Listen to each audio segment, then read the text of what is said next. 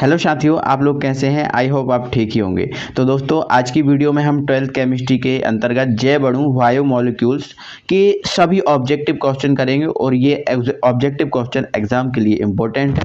और प्रत्येक objective question को हम ऐसे पढ़ेंगे कि आपको समझाते हुए चले, है ना। आपको रटाना नहीं है, आपको प्रत्येक ऑब्जेक्ट को लगभग समझाते हुए चलना है। तो हम जल्दी से कवर कर लेंगे वीडियो को, और ये सभी ऑब्जेक्टिव इंपॉर्टेंट हैं। एग्जाम से पहले इन ऑब्जेक्टिव को आप जरूर देख लें और जरूर अच्छे से समझ लें। तो आइए दोस्तों, वीडियो स्टार्ट करते हैं। दोस्तों, इससे पहले यदि चैनल पे आप नए हैं तो चैनल को सब्सक्राइब कर लेना, और वीडियो अच्छा लगे तो वीडियो को लाइक भी जरूर करना। तो स्टार्ट करते हैं दोस्तों। हमारे पास हमारा पहला ऑब्जेक्टिव क्वेश्चन है।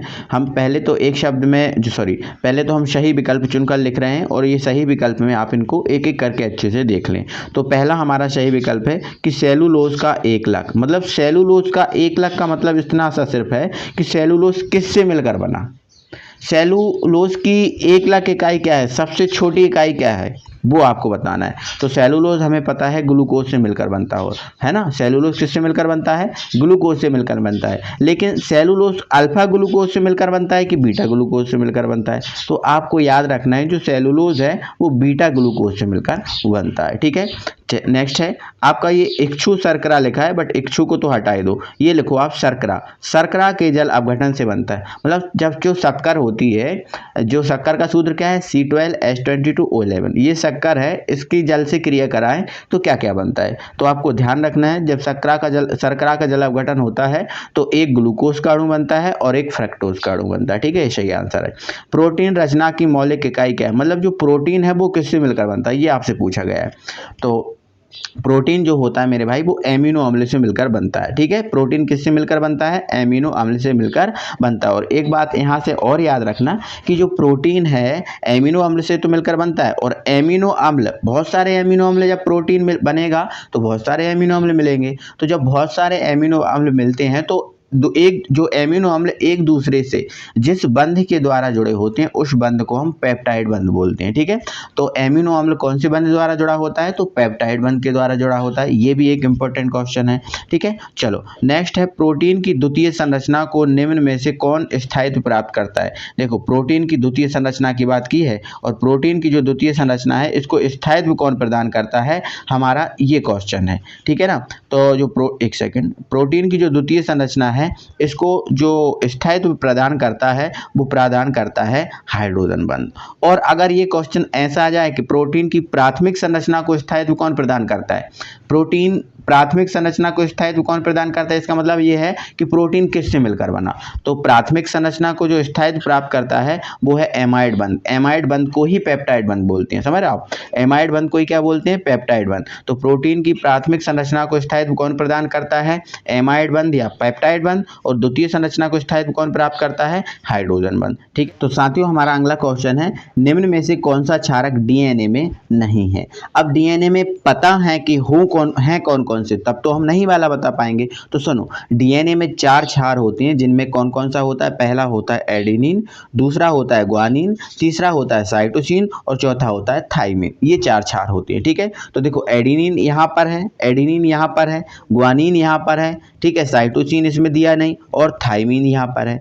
अब ये जो यूरेसिल होता है ये नहीं होता, डीएनए में यूरेसिल नहीं होता। तो यहाँ सर इसका सही आंसर क्या हो जाएगा? यूरेसिल। यूरेसिल जो है ना डीएनए में नहीं होता, ठीक है। निम्न में से कौन सा क्षारक आरएनए में नहीं है? तो आरएनए में कौन सा नहीं है? तो आरएनए में थाइमिन नहीं है, ठीक है। क्योंकि थाइमिन की जगह ही यूरेसिल जो आरएनए होता है उसमें होता है, ठीक है। तो जो यूरेसिल है वो आरएनए में होता है थाइमिन की जगह पे, तो थाइमिन यहाँ पर नहीं होता, ठीक है। नेक्स्ट, डीएनए में उपस्थित एडेनिन का आरएनए में पूरक बेस क्या है? तो इसका सही आंसर है यूरेसिल, क्योंकि आरएनए में यूरेसिल होता है ना, ठीक है। तो ये आपको याद रखना है, ठीक है। चलो अगला हमारा क्वेश्चन है, निम्न में से कौन सा विटामिन जल में विलय है? यहाँ पर आपसे बोला गया है जल में विलय विटामिन कौन सा है। तो आपको पता है जल में विलय विटामिन 2 ही हैं, विटामिन बी और ये जो विटामिन सी है ये जल में विलय विटामिन है, ठीक है। तो यहाँ पर आप देख लो बी और सी में से क्या दिया है, तो बी दिया है, तो ये जो बी है वो जल में विलय है ना। और इसके अलावा सी भी होता तो वो जल में विलय होता, ठीक है।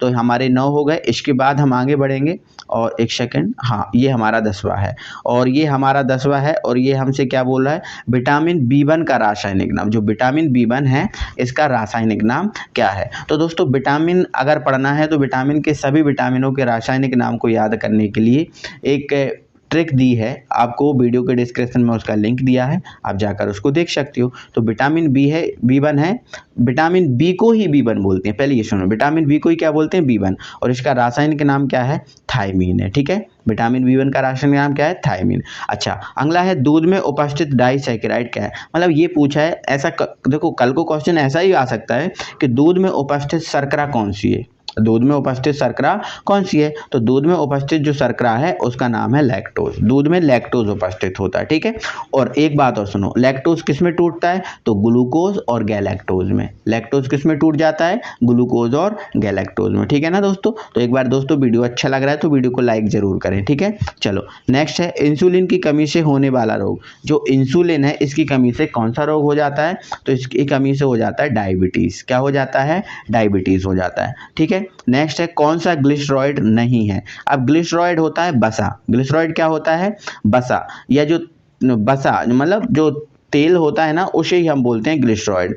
तो आप यहाँ पर देखें, देखो बसा, तो बसा तो आपका तेल ये होता ही है, तो ये तो हो गई ग्लिसरॉइड, तेल तो तेल है ही, वो भी होगा। अब जो फास्फोलिपिड होता है ये भी तेलीय पदार्थ है, तो ये भी ग्लिसरॉइड है। मतलब उसने पूछा है ग्लिसरॉइड नहीं है, तो ये जो साबुन है ये साबुन ग्लिसरॉइड नहीं है, तो इसका ये सही आंसर हो जाएगा। ठीक है ना भाई, चलो आगे बढ़ते हैं और अगले क्वेश्चन पे बात करते हैं। हमारा अगला क्वेश्चन है, देखो निम्न में से कौन सा बहुलक प्राणियों के यकृत में एक संग्रहित होता है। मतलब इनमें से ये कौन सा बहुलक है, कौन सा ऐसा यौगिक है जो प्राणियों के यकृत में संग्रहित होता है। तो ये इंपॉर्टेंट क्वेश्चन है। तो ये ग्लाइकोजन है, वो प्राणियों के यकृत में संग्रहित होता है। कौन, ग्लाइकोजन, इसको याद रखना है आपको। ठीक है ना, चलो अगले क्वेश्चन पे हम बात कर लेते हैं। ठीक है, हमारा अगला, एक सेकेंड, हाँ हमारा अगला क्वेश्चन देख लेते हैं।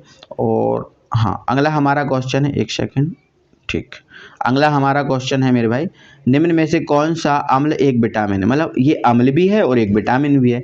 तो आपने पढ़ा होगा विटामिन सी, और विटामिन सी का रासायनिक नाम क्या है, एस्कॉर्बिक अम्ल। तो देखो ये अम्ल भी है और विटामिन भी है। तो जो एस्कॉर्बिक अम्ल है जो विटामिन सी का रासायनिक नाम है, ये अम्ल भी है और क्या है मेरे भाई, विटामिन भी है। ठीक है ना, तो इसको आपको याद रखना है। ठीक है, चलो आगे बढ़ते हैं, अगले हमारे क्वेश्चन पे है। और हमारा अगला क्वेश्चन है प्रोटीन के पॉलीपेप्टाइडों में, जो प्रोटीन होता है, देखो ये क्वेश्चन कर रहे हैं, प्रोटीन के पॉलीपेप्टाइडों में एमिनो अम्ल एक निश्चित क्रम में जुड़े होते हैं। जो प्रोटीन का जो पॉलीपेप्टाइड क्रम होता है, मतलब प्रोटीन एमिनो अम्ल मिलकर प्रोटीन एमिनो अम्ल आपस में मिलकर पेप्टाइड बनाते हैं, ये उसकी बात कर रहे हैं। तो एक निश्चित क्रम में जुड़े होते हैं। एमिनो अम्ल के इस क्रम को क्या कहते हैं, प्राथमिक संरचना कहते हैं, द्वितीय संरचना की तृतीय। देखो एमिनो अम्ल मिलकर प्रोटीन का निर्माण कर रहे हैं, एमिनो अम्ल मिलकर प्रोटीन का निर्माण कर रहे हैं, तो ये तो प्राथमिक संरचना ही हुई ना, हुई कि नहीं। तो ये प्राथमिक संरचना वाला काम है। ठीक है, तो यहाँ से हमारे ये ऑब्जेक्टिव जो सही विकल्प चुनकर लिखना था ये हमारे होते हैं कंप्लीट। और अब आ जाते हैं मेरे भाई हम शत शत पर। ठीक है, शत शत पर आएंगे और शत शत में हमारा पहला शत शत है, देखो इधर एक सेकंड, ये है स्टार्च ग्लूकोज का बहुलक है। स्टार्च ग्लूकोज का बहुलक है नहीं, स्टार्च ग्लूकोज का बहुलक नहीं है, स्टार्च फ्रैक्टोज का बहुलक है। स्टार्च किससे मिलकर बना होता है, फ्रैक्टोज से मिलकर बना होता है। तो ध्यान रखना, अगर ये पूछता सेलुलोज ग्लूकोज का बहुलक है तो हाँ सेलुलोज तो ग्लूकोज का बहुलक है, लेकिन स्टार्च किसका बहुलक है, फ्रैक्टोज का। तो यह सत्य है। प्रोटीन एमिनो अम्ल का बहुलक है, बिल्कुल सत्य है, प्रोटीन एमिनो अम्ल से मिलकर बनता है। आरएनए कार्बोहाइड्रेट के जैव संश्लेषण में सहायक करता है। जो आरएनए है कार्बोहाइड्रेट के जैव संश्लेषण में सहायक करता है, बिल्कुल नहीं करता। आरएनए नहीं करता बल्कि डीएनए करता है। डीएनए संश्लेषण में भाग लेता है, आरएनए तो केवल वाहक का काम करता है। ठीक है, तो आरएनए कोई संश्लेषण नहीं करता, ये केवल वाहक का काम करता है। ठीक है, फ्रैक्टोज की संरचना में एक कीटोनिक समूह और 5 जो फ्रैक्टोज की, देखो फ्रैक्टोज की संरचना कैसी बनती है। फ्रैक्टोज देखो इसका सूत्र क्या होता है, फ्रैक्टोज का C6H12 और O6 ये होता है। फ्रैक्टोज की संरचना में एक कीटोनिक समूह और 5 OH समूह होते हैं, ये आपको बताना है। तो देखो मैं इसकी संरचना आपको बना के बताता हूँ। देखो एक सेकंड, देखो इसमें कितने C हैं, 6 हैं। तो देखो 6 C को मैं ऐसे लिख रहा हूँ, 1 2 3 4 5 और ये 6। ठीक है। अब इसने बोला है एक कीटोनिक होता है और 5 OH होते हैं। तो देखो इसको मैं इसको CO बना दे रहा हूँ, एक सेकंड, ठीक है। मैं इसको क्या बना दे रहा हूँ, CO बना दे रहा हूँ, एक सेकंड। चलो मैं इसको हटाता हूँ, थोड़ा सा इसको मैं क्लीन करता हूँ और बहुत अच्छी तरीके से फिर बनाता हूँ, ठीक है। और थोड़ी पेंसिल को भी मैं थोड़ा सा हल्का कर ले रहा हूँ, ठीक है। चलो ये लिखा CO, ठीक है। एक कीटोनिक हो गया और इसने बोला 5 OH होते हैं, तो देखते हैं अपन होते हैं कि नहीं, ठीक है। इसको H बना दो, यहाँ OH, यहाँ कर देना H, यहाँ कर देना H, ठीक है। यहाँ H, यहाँ OH, ठीक है। यहाँ OH, यहाँ कर देना H, ठीक है। यहाँ कर देना H और यहाँ कर देना OH, यहाँ H लिख के यहाँ कर देना H और यहाँ कर देना OH। एक सेकेंड, तो 1 2 3 4 5, हाँ 5 होते हैं, तो ये सत्य है ना। तो ये चौथा हमारा जो है वो आपका सत्य होता है, ठीक है। वो पांचवा क्या है हमारा, ये सत्य होता है। एक सेकंड रुको ना मेरे भाई, ठीक है। हाँ, तो फ्रैक्टोज की जो संरचना होती है, फ्रैक्टोज की संरचना में एक कीटोनिक होता है, मतलब एक CO होता है और 5 OH होते हैं, तो ये आपका सत्य है, ठीक है। तो ये आपका सत्य था, ये सत्य था, ये असत्य था और ये सत्य है, ठीक है। अब इसने बोला ग्लूकोज के अल्फा एवं बीटा रूप होते हैं क्या, एनोमर होते हैं क्या, ये चलो छोड़ो। तो ग्लूकोज के अल्फा और बीटा रूप होते हैं क्या, ये बोला है, तो हाँ होते हैं। ग्लूकोज अल्फा टाइप का भी होता है और बीटा टाइप का भी होता है, ये सत्य है, ठीक है। तो ये आपको क्लियर होता है, ठीक है। आगे बढ़ते हैं, तो ये हमारा क्लियर हो चुका है, ठीक है। अब हम आ जाते हैं एक शब्द में आंसर पे, ठीक है। पहले हम एक शब्द में आंसर पे आएंगे और एक शब्द में आंसर को आप देखेंगे, ठीक है। तो मैं इनके जवाब दूंगा, आप लोग यहाँ से इनको तैयार करते जाना, ठीक है। मैं जवाब देता जाऊंगा, आप लोग इनको तैयार करते जाना, ठीक है। चलो इधर देखते हैं, एक मिनट, ठीक है। यहाँ इसको एडजस्ट कर लेते हैं यहाँ, ठीक है। चलो पहला क्या है, जीवित प्राणियों में पाए जाने वाले वसा, तेल व मोम जैसे पदार्थ को क्या कहते हैं, ठीक है। क्वेश्चन है, जीवित प्राणियों में, जो प्राणी होते हैं जीवित, उनमें पाए जाने वाले जो वसा, तेल एवं मोम जैसे पदार्थ होते हैं, इन्हें क्या कहते हैं, इन्हें क्या कहते हैं, ये हमारा क्वेश्चन है, ठीक है। तो मेरे भाई आप बहुत अच्छे से जानते होंगे, इन्हें क्या बोलते हैं, लिपिड बोलते हैं। क्या बोलते हैं, लिपिड बोलते हैं, ठीक है। तो यहाँ पर आप इसका आंसर याद रखना, क्या बोलते हैं, लिपिड बोलते हैं। तो जीवित प्राणियों में पाए जाने वाले वसा, तेल एवं मोम जैसे पदार्थ को क्या बोलते हैं, लिपिड बोलते हैं। तो इसका आंसर क्या है, लिपिड है। प्रोटीन के एकलक का नाम बताओ। तो प्रोटीन किससे मिलकर बना होता है, एमिनो अम्ल से। तो प्रोटीन के एकलक का नाम क्या है, एमिनो अम्ल है। तो यहाँ पर क्या आ जाएगा इसका, एमिनो अम्ल आंसर। बाल, ऊन तथा रेशम में उपस्थित प्रोटीन का नाम लिखिए। कह रहे हैं कि जो बाल होते हैं, ऊन होते हैं और जो रेशम होते हैं, इनमें उपस्थित प्रोटीन का नाम बताओ। तो देखो बाल, ऊन, रेशम, ये देखो तीनों धागे के समान होते हैं। तीनों प्रोटीन कैसे होते हैं, धागे के समान होते हैं। बाल तो देखो बाल भी धागे के समान, ऊन भी धागे के समान और रेशम भी धागे के समान। तो इसमें उपस्थित जो प्रोटीन है इसका नाम क्या है, तो इसका नाम है रेशेदार प्रोटीन। कौन सा प्रोटीन है, रेशेदार, है ना। देखो प्रोटीन दो प्रकार के होते हैं, एक गोलाकार प्रोटीन होता है और एक रेशेदार प्रोटीन होता है, ठीक है। तो जो मांसपेशियां होती हैं इनमें गोलाकार प्रोटीन होता है, लेकिन जो धागे के समान संरचना वाले होते हैं उनमें रेशेदार प्रोटीन होता है। तो इसका सही आंसर क्या हो जाएगा, रेशेदार प्रोटीन, ठीक है।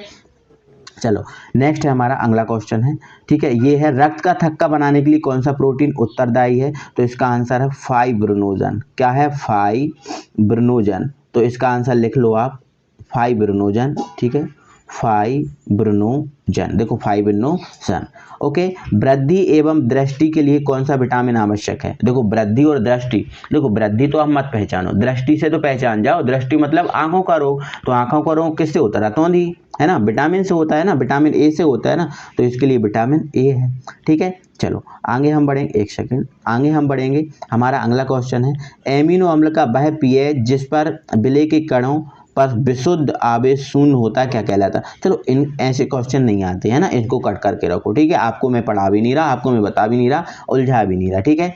एमिनो अम्ल को आपस में कौन सा बंध जोड़ता है, ये सही क्वेश्चन है, इंपॉर्टेंट है, आता है। तो एमिनो अम्ल को आपस में कौन सा बंध जोड़ता है, तो एमिनो अम्ल को आपस में पेप्टाइड बंध जोड़ता है, ठीक है। कौन सा बंध जोड़ता है, पेप्टाइड बंध, ये याद रखोगे। ऊष्मा के प्रभाव अथवा अम्ल क्षार आदि की क्रिया से प्रोटीन के स्कंदन को क्या कहते हैं। तो देखो ऊष्मा के प्रभाव मतलब गर्म करके या फिर अम्ल क्षार से क्रिया करा के।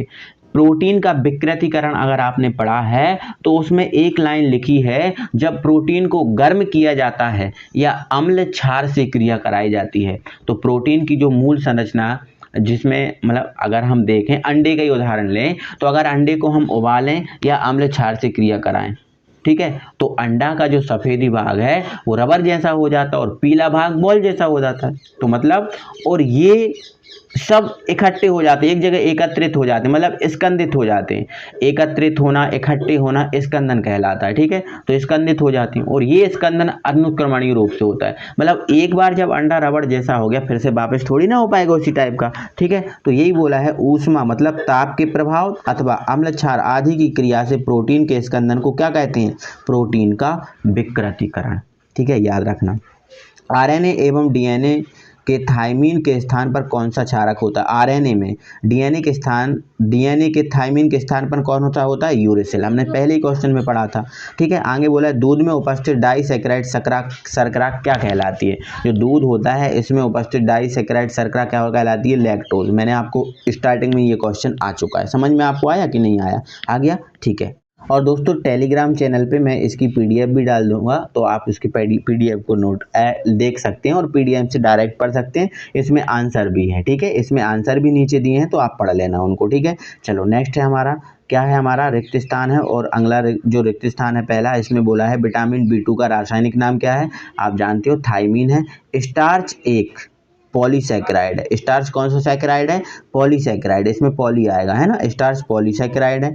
आंवला में विटामिन सी पाया जाता है, जो आंवला होता है उसमें विटामिन सी पाया जाता है, ठीक है। अगला है प्रोटीन की पेप्टाइड श्रृंखला में, ठीक है, CO और NH समूह के मध्य हाइड्रोजन बंध होता है। कौन सा बंध होता है? हाइड्रोजन बंध आबंध होता है। आबंध मतलब बंध होता है, होने से हेलिक्स संरचना का निर्माण होता है। यहाँ हेलिक्स आएगा, क्या लिखा आएगा?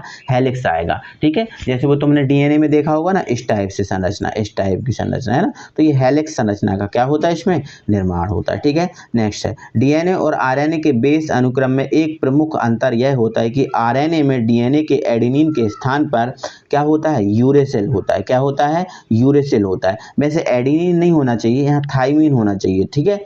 तो यूरेसिल होता है, क्या होता है? यूरेसिल, यहाँ यूरेसिल आएगा, ठीक है ना मेरे भाई, ठीक है। चलो आगे बढ़ो, अगला हमारा क्वेश्चन, डीएनए अणु का वह भाग जो किसी प्रोटीन विशेष को संकेतबद्ध करता है। डीएनए अणु का वह विशेष भाग जो किसी प्रोटीन विशेष के मतलब डीएनए अणु का वह भाग जो किसी प्रोटीन विशेष को संकेतबद्ध करता है, वो आपका जीन कहलाता है। क्या कहलाता है? जीन कहलाता है। अगर बायो वाले स्टूडेंट हो तो ये तो पता ही होगा। विटामिन ई की कमी से क्या हो जाता है? बाध्यता, मतलब ऐसा बोल सकते हो, जनन क्षमता में कमी वाला रोग उत्पन्न हो जाता है। जनन क्षमता में कमी वाला रोग उत्पन्न हो जाता है, या पर बांझपन का रोग लिख सकते हो, है ना, बांझपन का रोग उत्पन्न हो जाता है। खालिस्तान की कमी से आरक्तता होता है। विटामिन B6 मतलब खून की कमी, आरक्तता मतलब खून की कमी, तो मतलब एनीमिया, तो विटामिन B6 की कमी से होता है। विटामिन के कारण रक्त का थक्का बनने के लिए उत्तरदायी है। विटामिन जो के है रक्त का थक्का बनने के लिए उत्तरदायी है। और नेक्स्ट है विकृतीकरण प्रोटीन की प्राथमिक संरचना को प्रभावित नहीं करता। देखो प्रोटीन का विकृतीकरण होता है तो देखो प्राथमिक संरचना, देखो अंडा मूल रूप से गोल होता है, तो जब प्रोटीन का विकृतीकरण होता है तब भी अंडा गोल ही रहता है। बोलो होता है? अंडा गोल था स्टार्टिंग में, क्या चौकोर हो जाता है बाद में? प्रोटीन का विकृतीकरण होता है तो नहीं होता ना। तो जैसा अंडा था पहले वैसे ही था, है ना। तो प्रोटीन विकृतीकरण प्रोटीन की प्राथमिक संरचना को बिल्कुल नष्ट नहीं करता, ठीक है। समझ में आया? तो ये आप चीज़ों को कंप्लीट कर लेना, इसकी पीडीएफ में डाल दूंगा तो आप लोग देख लेना, ठीक। और इसके बाद दोस्तों आप सही जोड़ियों को मिला लीजिए। ये देखो सही जोड़ियों को आप मिलाएंगे तो देखो पहला है आपका ग्लूकोज। ग्लूकोज को हेक्सोस भी बोलते हैं, है ना, हेक्सोस भी बोलते हैं। और फ्रैक्टोज को कीटोहेक्सोस बोलते हैं, ठीक है। ग्लूकोज को क्या बोलते हैं? एल्डोहेक्सोस, और जो आपका फ्रैक्टोज होता है उसको कीटोहेक्सोस बोलते हैं, ठीक है। तो पहला आपसे किससे मिल रहा है? ई से मिल रहा है, तो ये आपका पहला हो गया। और ग्लाइकोजन दूसरा आपका क्या है? ग्लाइकोजन, तो ग्लाइकोजन क्या है? पॉलीसैकेराइड, ये आपका दूसरा हो गया, ठीक है। एमिनो अम्ल तीसरा क्या है? एमिनो अम्ल। एमिनो अम्ल क्या है? ज्यूटाराइन। देखो मतलब एमिनो अम्ल ज्यूटाराइन का निर्माण करते हैं। एमिनो अम्ल किसका निर्माण करते हैं? ज्यूटाराइन का निर्माण करते हैं, तो ये आपका तीसरा हो जाएगा, ठीक है। अब नेक्स्ट है यूरेसिल क्षार। अब यूरेसिल क्षार किस में होता है? तो भाई आरएनए में होता है। किस में होता है यूरेसिल क्षार? आरएनए में होता है, ठीक है। तो ये आपका हाँ तीसरा हो गया, ये तीसरा हो गया।